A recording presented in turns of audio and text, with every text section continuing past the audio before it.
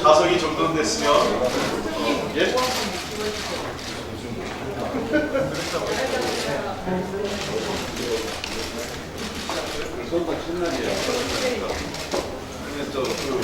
대변인이 선창을 하십시오. 뭘 나라다운 나라 인천한 지방 알겠습니다. 오늘 선거 첫날입니다. 네. 자, 안녕하십니까. 92차 정책조정회의를 시작하겠습니다. 5월 31일입니다. 아시는 것처럼 오늘 지방선거 공식 선거일 첫째 날입니다. 그래서 오늘 회의를 시작하기 전에 저희가 지방선거 관련된 구호를 크게 외치고 한번 하겠습니다. 일어서서 하도록 하겠습니다. 구호는 간단합니다. 나라다운 나라 하면은 따라하시고 든든한 지방정부 하면 따라하시는 걸로 하겠습니다. 나라다운 나라! 나라다운 나라! 든든한 지방정부! 든든한 지방정부! 한번 더 해요. 알겠습니다. 엄지척으로. 자, 나라다운 나라! 나라다운 나라! 든든한 지방정부! 든든한 지방정부!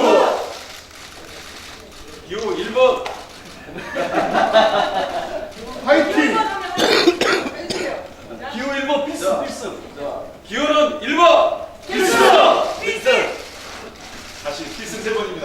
기호 1번 해주시고. 자, 기호 1번! 필승!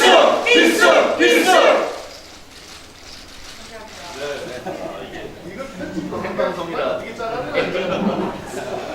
네, 진선미 수석의 현장 제압으로 실시됐습니다. 이런 걸 좋아해. 예, 고맙습니다. 자, 본격적으로 회의를 다시 진행하도록 하겠습니다. 먼저 홍영표 원내대표 모두 발언 듣겠습니다. 오늘부터 6.13 지방선거가 본격적으로 시작되는 날입니다. 진정한 지방분권, 지방자치를 실현하고 한반도 평화를 가져올 6.13 지방선거에서 민주당은 최선을 다해서 승리하도록 하겠습니다. 식물국회, 냉동국회가 된 지 이틀째입니다. 의장, 부의장뿐만 아니라 상임위원장과 288명 상임위원 임기도 모두 정리되었습니다. 국회는 아무것도 하지 않고 아무것도 할 수 없는 블랙아웃 상태에 돌입했습니다. 하지만 지금 이 상황에도 국회가 한 가지 기능을 제대로 수행하고 있습니다. 권성동 의원을 보호하기 위한 방탄국회의 역할입니다. 이 상황을 타개하기 위해 국회가 할 수 있는 일은 단 한 가지입니다. 최대한 빨리 의장단을 선출하고 하반기 원구성에 나서는 일입니다. 그런데 자유한국당은 국민이 하지 말라는 방탄국회만 열고 국민이 해야 한다는 차기 의장단 선출은 반대하고 있습니다. 내일 오후 2시에 자유한국당을 제외한 바른미래당, 민주평화당, 정의당과 함께 국회 본회의장에서 본회의 소집을 촉구하는 기자회견을 갖도록 하겠습니다. 양승태 전 대법원장의 사법농단 의혹이 전입 가경입니다. 법원의 수건인 상고법인 도입을 위해 청와대의 비위와 금위에 맞는 판결을 일삼았다니 기가 막힐 일입니다. 대법원장은 정치적 외풍을 막는 최일선의 방패이며 판사들의 독립과 중립을 보장하는 마지막 보루입니다. 양승태 전 대법원장 역시 임기 내내 국민을 위한 판결, 사법부 독립을 수없이 강조한 바 있습니다. 하지만 양승태 체제 사법부의 민낯은 청와대를 위한 판결, 행정부 종속에 그쳤습니다. 노동 문제에 대한 대법원들의 판결이 특히 문제가 많이 있었습니다. KTX 여승무원 해고 사건, 전교조 법외노조 통보처분 효력 집행정지 사건, 콜텍 정리해고 사건, 철도공사 파업 관련 사건 등입니다. 그 중에서도 통상임금 사건을 짚고 넘어가지 않을 수 없습니다. 대법원이 2013년 통상임금 선고 다음날 작성한 문서에서 판결의 취지가 잘 보고 전달되었음. 재판 과정에서 대법원이 정부와 재계의 입장을 최대한 파악하고 이해하려고 노력. 판결 선고 결과에 대해서도 대법원이 정부와 재계의 고민을 헤아리고 이를 10분 고려라는 표현이 등장합니다. 대법원이 노동자, 국민, 대한민국 노동법의 법리보다 청와대만 바라보고 판결한 것은 아닌지 의심하지 않을 수 없습니다. 2015년 7월 작성한 문건에서는 국가 경제 발전을 최우선으로 고려한 판결로 분류됐습니다. 여기에는 양승태 전 대법원장의 사법부가 대통령의 국정 운영을 뒷받침하기 위해 최대한 노력해 왔다고 적시했습니다. 또한 4대 부문 개혁 중 가장 시급한 부문은 노동 부분이라며 노동시장의 유연성 확보와 바람직한 노사관계 정립을 위하여 노력했다고도 밝히고 있습니다. 법원이 언제부터 재판으로 대통령의 비위를 마치고 노동시장 개혁에까지 앞장섰는지 묻지 않을 수 없습니다. 법은 약자가 기대는 마지막 기둥입니다. 이제 국민들이 기댈 곳은 어디입니까? 대법원 판결의 권위가 흔들리면 대한민국 사법체계가 어떻게 바로 설 수 있습니까? 실체적 진실을 규명하고 제도적 보완 장치를 마련해서 광범위한 피해자 구제책을 마련해야 합니다. 특히 노동계에 대한 이런 잘못된 일반적 판결에 대해서 바로잡는 일이 반드시 있어야 합니다. 최근 발표된 1분기 소득 분배 지표 성적에 대해 국민들께서 우려를 갖고 계신 것을 잘 알고 있습니다. 올해 1분기 경제 성장률 1.1%가 성장하고 가계 소득은 전년 동기 대비 3.7%가 증가하는 등 거시 경제 지표는 긍정적 신호를 보이고 있는 반면 소득 하위 20%의 가계 소득은 줄어들었다고 합니다. 소득 불평등 개선을 최우선 국정 과제로 삼고 있는 정부 여당으로서 누구보다 뼈아프게 생각합니다. 하지만 이를 마치 문재인 정부의 소득 주도 성장이 실패한 것으로 단정해서는 결코 안 됩니다. 소득 주도 성장은 단기적인 과제가 아닙니다. 국민 경제의 체질을 개선하고 가계와 기업, 소득 향상과 성장의 선순환을 만드는 과정이어야 합니다. 제대로 점검하겠습니다. 내년에도 내후년에도 저소득 가구의 명목소득이 계속 줄어간다면 더 이상 변명의 여지가 없습니다.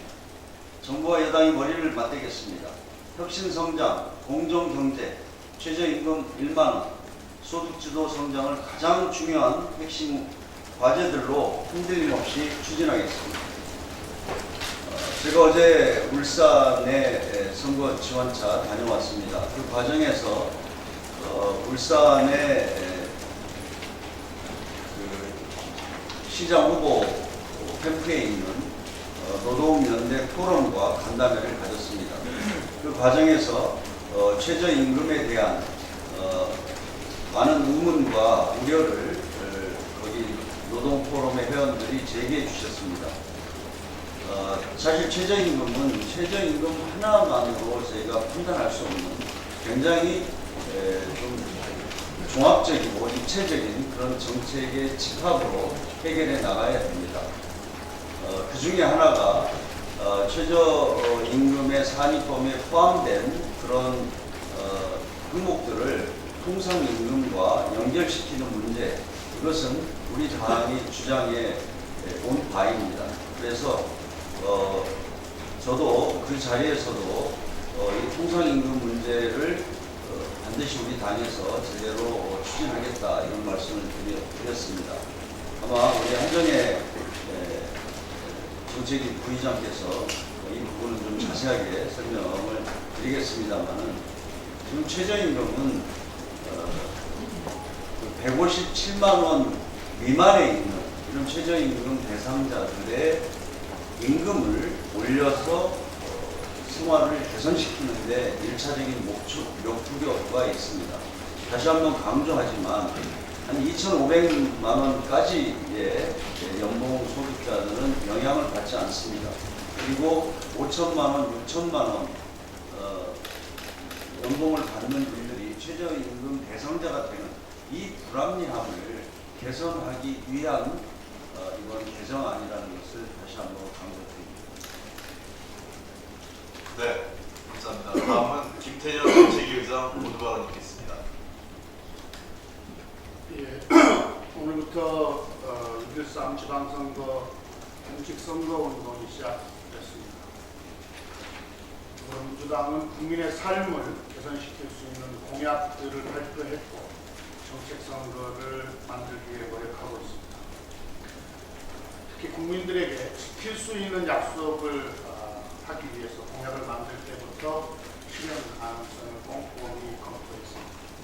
유권자들께서도 각 당의 정책과 공약을 꼼꼼하게 비교해 주시기를 부탁드립니다.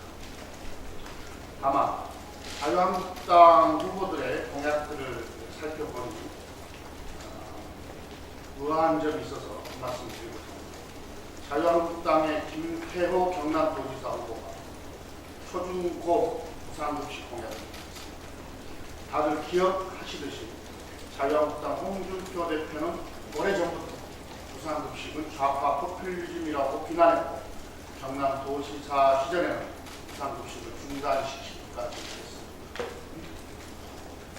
김태호 후보는 지금 현재 자유한국당의 대표를 맡고 있고 직전까지 경남도지사를 역임했던 이 홍준표 대표의 무상급식 정책에 대해서 분명하게 한 말씀 하시고 이 공약에 대한 실현 여부를 말씀해 주시는 게 경남 국민들에 대한 도리가 아닌가 생각을 합니다. 유정복 인천시장 후보는 무상급식뿐만 아니라 무상보험, 무상교통, 무상교육, 무상교복까지 5대 무상권을 공약을 했습니다. 그리고 청년수당을 약속한 후보도 그런데 자유한국당에서 발간한 지방선거 정책 공약집에는 무상급식, 청년수당과 같은 내용은 포함되어 있지 않습니다. 자유한국당은 이런 정책들에 대해서 늘 비판해 왔습니다. 그리고 중앙당 공약집에도 없는데 이런 공약들, 이런 무상 시리즈 공약을 후보들이 발표를 하고 있는데 홍준표 대표의 입장은 무엇인지 국민들은 궁금해합니다. 밝혀주셔야 할 것 같습니다. 더불어민주당은 기본적으로 국민에게 더 많은 혜택을 드리는 정책에 대해서 찬성합니다. 그런데 자유한국당은 건강보험 보장성 강화, 아동수당 도입 등 국민 혜택을 늘리는 정책을 도입할 때마다 포퓰리즘 운운하며 사사건건 반대하고 발목을 잡았습니다. 자유한국당 후보들이 약속하고 있는 무상급식, 무상교육 등의 공약을 자유한국당도 찬성하는 것이라면 국회에서 당대당으로 정책 협의를 시작합시다. 이 당은 자유한국당의 공약이라도 국민 혜택을 늘리기 위한 것이라면 얼마든지 정책 협의를 할 준비가 되어 있습니다. 자유한국당은 입장을 밝혀주시기 바랍니다. 김 대표께서 양승태 대법원 사법농단 관련해서 말씀하셨습니다. 워낙 중요한 문제에 대해서 넘어갔습니다. 사법부의 일에 대해서는 가능하면 정치권에서 언급하지 않는 것이 바람직합니다. 그런데 양승태 전 대법원장 시절의 대법원 그때 작성된 문건에 너무나 많은 의혹들이 있습니다. 그런데 그 내용 하나하나가 너무나 충격적입니다. 특히 박근혜 전 대통령과 양승태 전 대법원장의 면담을 앞두고 작성된 문건들에 상고법원 설득 전략으로 사법부가 국정 운영을 뒷받침하기 위해 협조해온 사례를 상세히 설명한다는 내용입니다. 문건에 언급된 10여 건의 대법원 판례 중에 키코 사건과 KTX 승무원 사건도 포함되었습니다. 키코 사태는 파생 금융상품 때문에 수많은 수출 중소기업이 막대한 피해를 입고 잘 나가던 기업이 도산하고 건실한 기업인이 자살한 경우도 있는 매우 안타까운 사건입니다. 지금도 이 키코 때문에 고통받고 있는 기업들이 있습니다. KTX 승무원 사건은 비정규직과 여성을 외주화한 대표 사례로 1심과 2심을 뒤집은 대법원 판결로 인해 해고 승무원들은 각자 1억 원에 가까운 빚을 떠안아 어린아이를 낳고 스스로 목숨을 끊은 엄마도 있었습니다.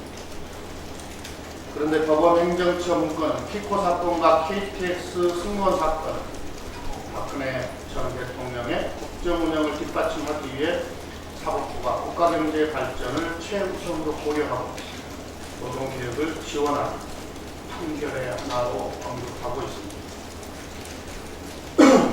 대통령과 대법원장의 면담에 활용하기 위해 건의 대법원 판례가 거론됐다는 사실만으로도 심각한 문제입니다. 그리고 문건에 담긴 계획들이 실행되진 않았더라도 사법부가 재판을 두고 행정부와 거래를 계획한 것만으로 사법부의 독립성을 훼손하고 헌법 질서에 도전하는 행위입니다. 이번 사건으로 인해 재판의 공정성과 사법부에 대한 국민의 신뢰가 무너지고 있습니다. 그런데 대법원 특별조사단은 관련자들에 대한 형사조치를 취하지 않겠다는 결론을 내렸습니다. 법원 안팎에서 후폭풍이 확산되고 판결의 당사자들은 재심까지도 요구하고 있는 상황입니다. 이 상황을 해결하고 사법부에 대한 국민의 신뢰를 회복할 일차적 책임은 사법부에 있습니다.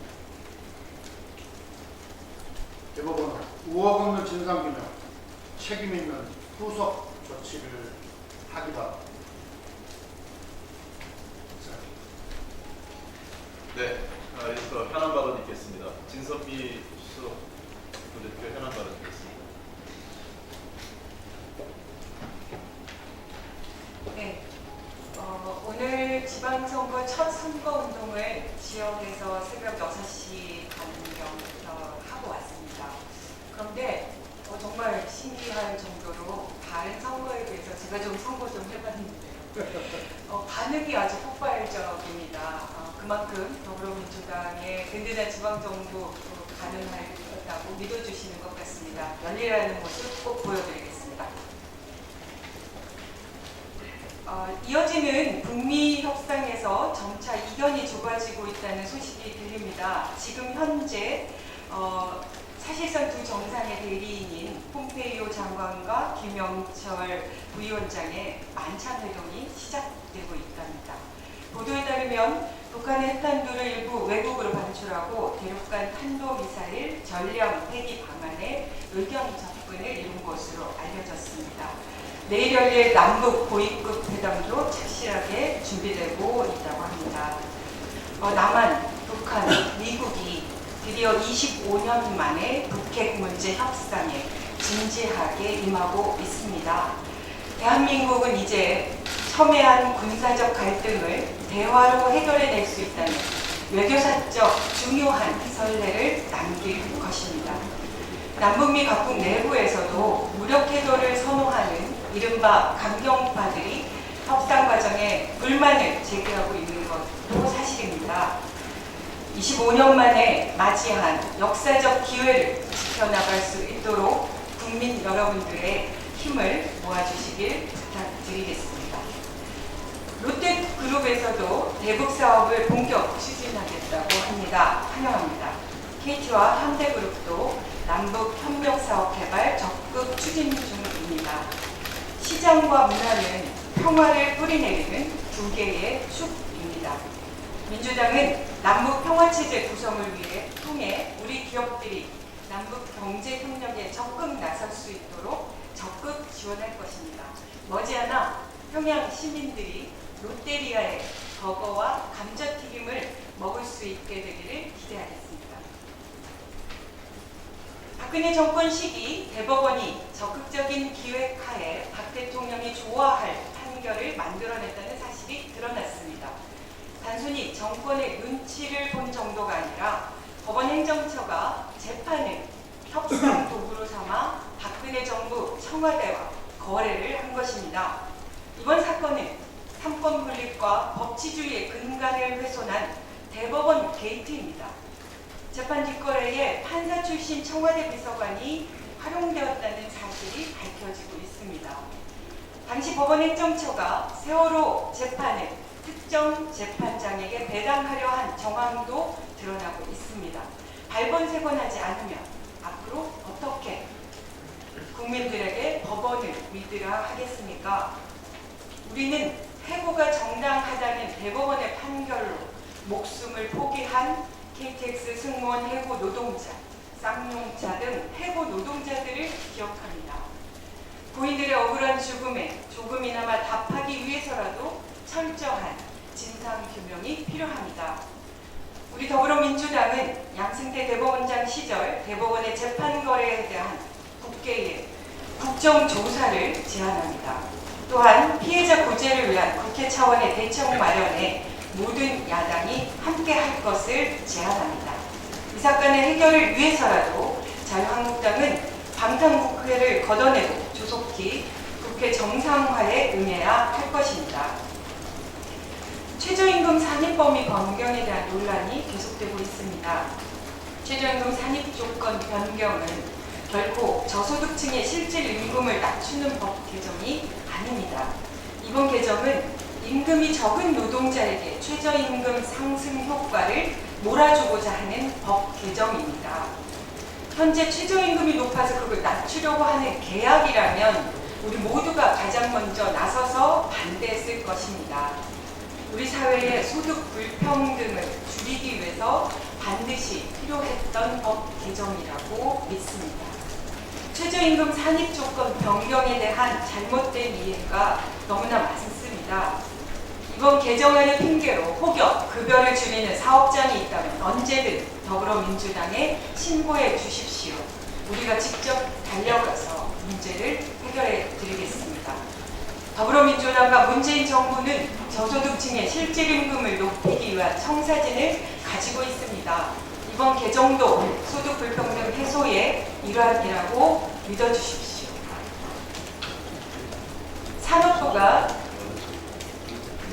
MB 정부의 해외 자원 개발 사업을 검찰에 수사 의뢰하였습니다. 자세한 내용은 더 전문가인 홍익표 수석님에게 넘기겠습니다. 어제 대전시 소재 주식회사 하나공장에서 폭발 사고로 청년 노동자분들이 돌아가셨습니다. 민주당은 진상규명과 보상이 제대로 이루어질 수 있도록 지원하겠습니다. 그리고 청년 노동자들의 비극적 사망이 더 이상 없도록 최선의 노력을 다하겠습니다. 정가 보이는 명복을 빕니다. 이상입니다. 네, 안타까운 희생자의 명복을 다시 한번 드리고요. 이런 불행한 일이 되풀이되지 않았으면 하는 생각입니다. 우리 김경혁 이정조 위원장님 현황과 있습니다.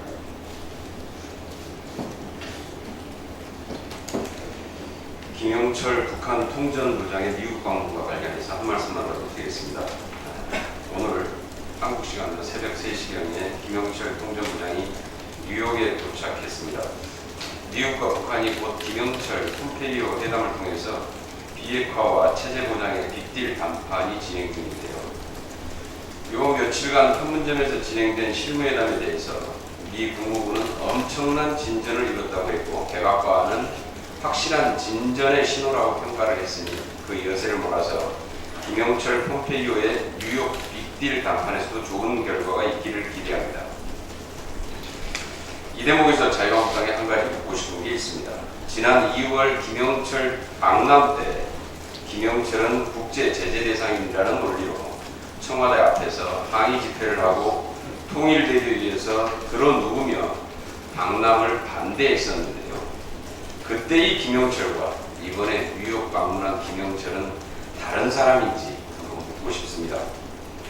만약에 그때 당시의 논리라고 하면 지금 자유한국당은 6월 권성동의 방탄국회를 주장할 것이 아니라 뉴욕 존 F 케네디 공항으로 달려가서 비행기 바퀴락을 붙잡고 김영철 도착을 막는 방탄 시위라도 해야 되는 거 아닙니까? 김영철의 방남은 안 되고 방미는 괜찮다는 것인지 자유한국당의 그 진위를 묻고 싶습니다. 평창 올림픽부터 판문점 선언 그리고 지금까지 150여일간 보여준 자유한국당의 행태는 결국 선거용 이념 장사에 불과했다는 것을 보여준 것에 다름 아니다 이렇게 생각합니다. 오늘부터 본격적으로 시작되는 지방선거 관련해서 한 말씀만 더 드리겠습니다. 며칠 지난 일이지만 지난 28일 본회의에서 안타깝게 판문점 선언 및 북미회담 지지 결의안이 무산됐습니다. 자한당이 한반도 비핵화가 아닌 북핵 폐기라고 명시해야 한다고 억지를 부렸기 때문인데요. 지난 집권 9년 동안 비핵화를 위한 대화 한번 제대로 못해보고 속수무책으로 북한의 핵과 미사일이 급진전 완성 단계에 이르도록 방치했던 자유한국당에게는 당초부터 판문점 선언의 지지나 북미회담의 성공은 없었던 것 같습니다. 어떻게 하든지 이 대화의 판을 깨고 다시 대립과 갈등의 냉전 체제로 돌아가서 이념 장사, 종북 타령으로 지방선거를 이기고 싶었을 것입니다. 그러나 시대가 변했습니다. 거대한 물줄기, 거대한 평화의 물줄기가 강물이 되어서 진군을 시작했습니다. 낡은 이념 장사, 분단 장사로 먹고 살던 시절은 지났습니다. 자한당 지금이라도 정신 바짝 차려야 합니다. 만약에 이것을 거역한다면 자유한국당은 이번 지방선거에서 완전하고 불가역적으로 역사 속으로 소멸할 수도 있습니다. CVIG만 있는 게 아니라 CVIP, Peace, 완전하고 검증 가능하며 되돌릴 수 없는 평화가 있고 또 하나는 CVIE가 있습니다. Extinction, 소멸이라는 뜻인데요. CVIP인지 CVIE인지 무엇을 선택할 것인지 자유한국당의 선택에 달려 있습니다. 이상입니다.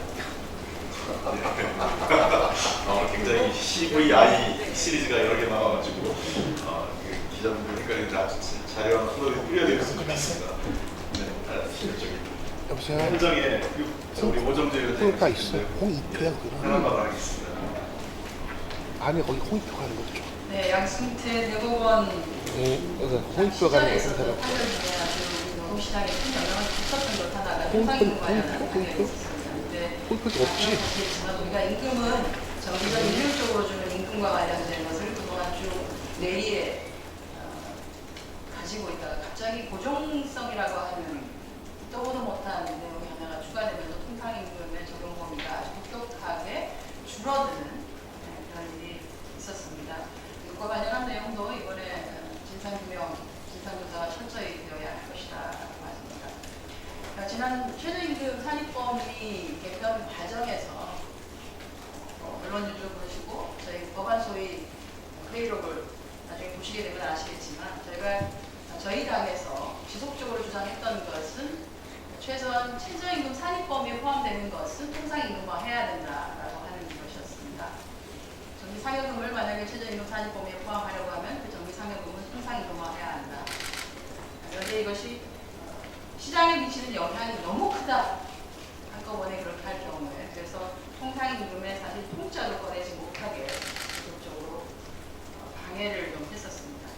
최종적으로 저희가 최저임금 산입범위에 포함시키기로 한 내용을 보면 사실은 연차적으로 산입을 시키면서 시장의 충격을 완화하는 방식을 채택하고 있습니다. 그렇다면 마찬가지로 연차적으로 최저임금에 산입되는 상여금과 독립후생비의 경우는 연차적으로 통상임금에 산입할 수 있는 여지가 분명히 있습니다. 이 정도의 속도면은 사업주들도 여행객들도 그 충격을 어느 정도 받아들일 수 있는 정도라고 저는 확신하기 때문입니다. 그간의 임금 체계를 개편하자, 임금 체계를 단순화하자라고 하는 것은 경영계에서 주장했던 오랜 수건이었습니다. 노동계에서는 오랫동안 최저임금과 통상임금을 일치시켜달라고 하는 요구를 해왔었습니다. 이것이 이번에 드디어 맞아질 수 있습니다. 복잡하고 너덜너덜하게 임금 구조를 계속적으로 가져갈 필요가 없습니다. 최저임금의 산입하는 상여금과 복리후생비는 통상임금으로 하면 됩니다. 주 40시간만 하게 되는 경우에는 통상임금과 최저임금이 달라질 이유가 없습니다. 연장 근로가 없기 때문에요. 이 통상임금이 중요한 것은 시간을 얼마나 많이 하느냐에 따라서 달라지는 것입니다. 그렇다고 하면 저희가 시간의 근무라고 하는 것도 지금 근로시간이 단축이 되면서 노동시간이 단축이 되면서 실질적으로 주 40시간에 겨우 12시간 정도 더 할 수 있는 것으로 이것도 연차적으로 시행을 하도록 되어 있기 때문에 충분히 우리 시장에서 우리 경제에서 감내할 수 있는 수준으로 될 수 있다고 봤습니다. 저희 더불어민주당은 최저임금 산입법에 포함되는 내용이 통상임금화할 수 있도록 제도적 개편을 나갈 것입니다. 그러기에 앞서서 저는 노사간 사회적 대화를 통해서 이런 최저임금 산입과 통상임금 범위를 확정하는 것과 관련된 논의를 시작해 주시기를 부탁드리겠습니다. 오히려 입법부에서는 그것을 받아서 빠른 시간 내에 입법화가 될 수 있도록 최선을 다하겠다는 말씀드립니다. 이상입니다. 네, 제가 그 산업부의 해외 자원개발 검찰 수사 의뢰와 관련된 걸 몇 가지 말씀드리고 싶습니다.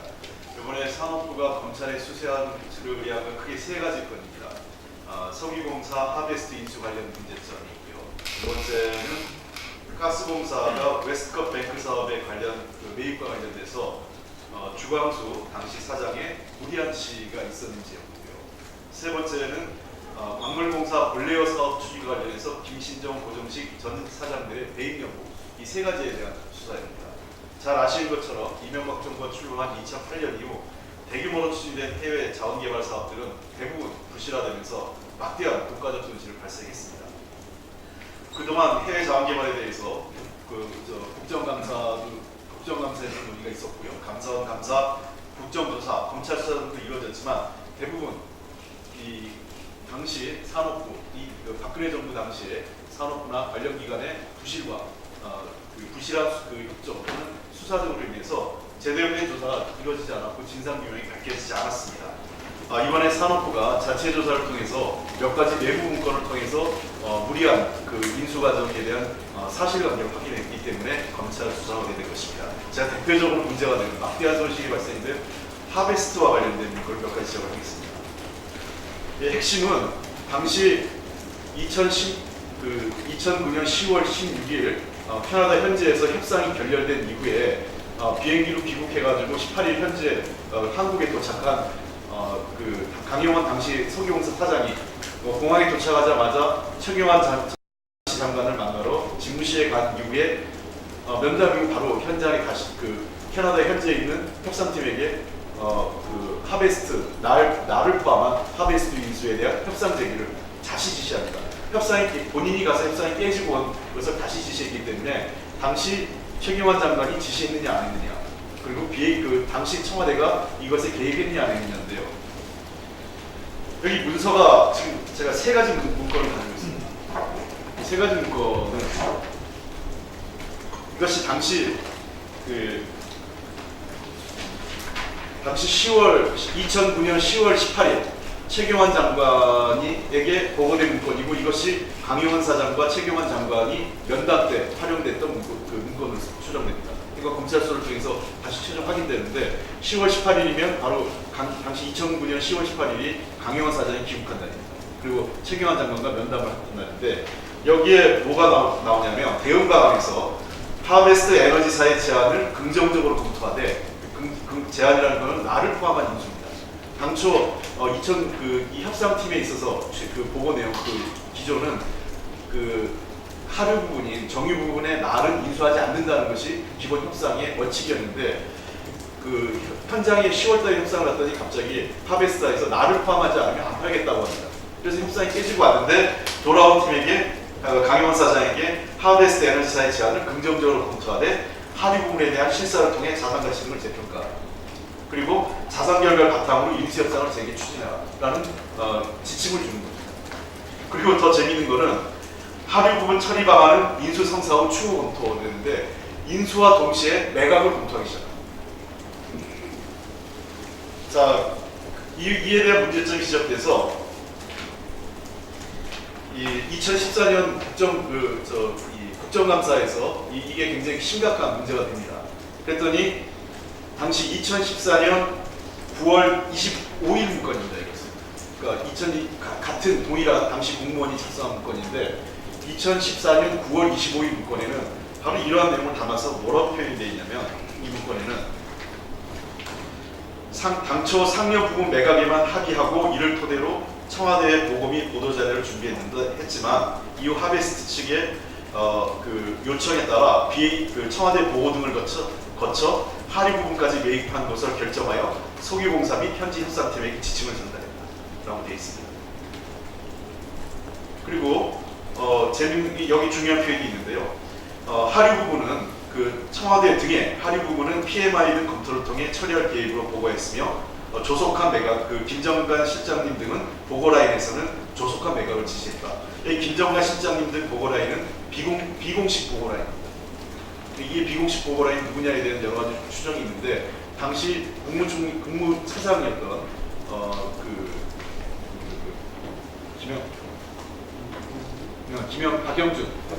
박영준 차장일 가능성이 매우 높다고 생각을 합니다. 왜냐하면 박영준 차관이 그 당시 국무 2차장이 이걸 진두지휘했기 때문에 이 보고라인이라는 걸 이건 검찰 수사를 통해서 어떤 보고라인인지 밝혀져야 되겠죠. 그리고 이 내용도 나와 있습니다. 당시 M&A 동향, 협상 내용 및 결과 등은 지속적으로 청와대 지식경제 비서관실에 보고되었으며 담당 라인에 계속 보고했다. 그러니까 청와대에도 보고했고 담당 라인에도 계속 보고했다는 내용이 나옵니다. 그러니까 공식 라인과 함께 청와대 지식경제부 석유공사에 이어지는 공식 보고 라인과 함께 별도의 비선 보고 라인이 이 사업을 챙겼다는 거죠. 이건 검찰 수사를 통해서 별도의 비선 보고 보고 청와대가 어떻게까지 인쇄인지를 확인해야 됩니다. 이게 2014년 9월 25일 산업부가 작성한 문건입니다. 그런데 어찌된 영문인지 2014년 9월 30일 동일한 문건의 내용이 동일한 공무원이 작성했는데 문건이 수정됩니다. 수정된 내용에는 뭐가 바뀌냐면 다 앞에 부분 제가 지적했던 청와대나 보고라인에 대한 부분에서 사라지고 당초 상위 부분 매각에만 합의하고 이를 토대로 청와대 등에 보고하고 보도자료 초안을 준비했는데 하베스트에서 하류 부분 매각을 제안했고 이에 석유공사는 하류 부분을 포함한 M&A 계획을 우리 부에 보고하고 하류 부분에 대한 실사를 진행했다. 당시 청와대와 우리 부에서는 하류 부분을 포함한 M&A에 대해 공사의 의사결정을 존중했다.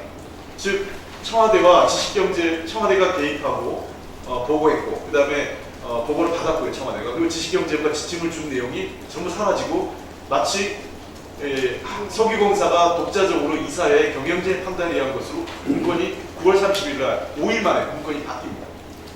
이거는 국정감사 당시에 조직적인 차원에서 조직적으로 국회에 대한 허위 보고를 한 것이고 이 내용이 이후 2015년에 실시된 국정조사에 당시에서도 최경환 당시 경제부총리가 자기는 지식경제부 당시에 의견만 청취하고 잘 알아서 판단하라고 지시를 하지 않았다는 허위 증언으로 이어집니다.